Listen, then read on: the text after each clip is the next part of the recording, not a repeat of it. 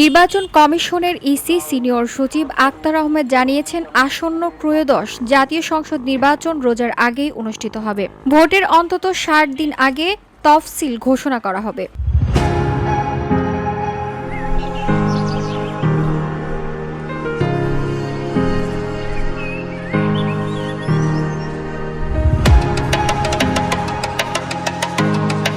বৃহস্পতিবার দুপুরে আগারগাঁওয়ের নির্বাচন ভবনে সংসদ সম্মেলনে জাতীয় নির্বাচনের রোডম্যাপ প্রকাশকালে তিনি এই তথ্য জানান। আক্তার আহমেদ বলেন, নির্বাচন রোডম্যাপে ২৪টি পরিকল্পনা নেওয়া হয়েছে। আগামী ১৫ সেপ্টেম্বর থেকে রাজনৈতিক দল ও অংশীজনদের সঙ্গে সংলাপ শুরু হবে, যা চলবে অক্টোবর পর্যন্ত। নভেম্বরে প্রকাশ করা হবে চূড়ান্ত ভোটার তালিকা।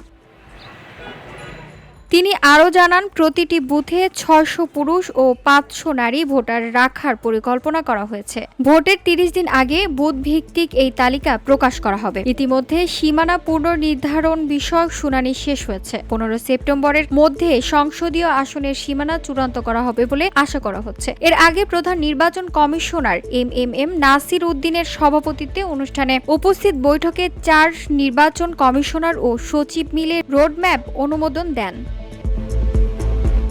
ইসির কর্মকর্তারা জানান, রোডম্যাপে নির্বাচন সংক্রান্ত সব প্রস্তুতিমূলক কার্যক্রমের সময়সূচি উল্লেখ রয়েছে। এর মধ্যে আছে আইন সংস্কার, নতুন রাজনৈতিক দল ও নির্বাচন ও পর্যবেক্ষক নিবন্ধন, ভোটের তালিকা হালনাগাদ, ভোট কেন্দ্র চূড়ান্তকরণ, ভোট গ্রহণ কর্মকর্তা নিয়োগ ও প্রশিক্ষণ ইত্যাদি। তবে রোডম্যাপে ভোটের তারিখ ও তফসিল ঘোষণার দিন উল্লেখ থাকবে না।